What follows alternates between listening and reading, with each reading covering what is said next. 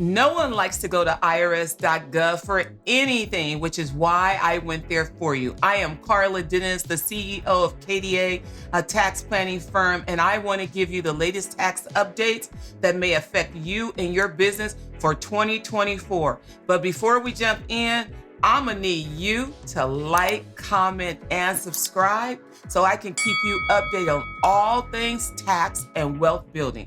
Now, let's get after it.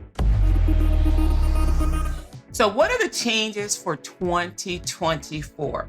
The first change is the retirement savings credit that you can receive if you save for retirement. Many of you might be thinking about, I don't want to save for retirement, but I am telling you, someday it is absolutely going to come.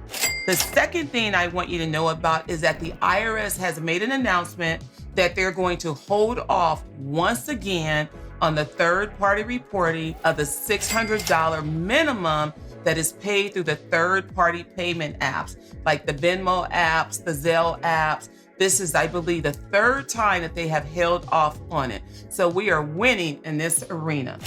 The third thing that the IRS has talked about, they're going to maintain interest rates are going to stay stable going into Q1 of 2024. What does that mean for you? That means that if you owe IRS money, they're not going to increase the interest rate that they are going to charge you when you have to pay them back.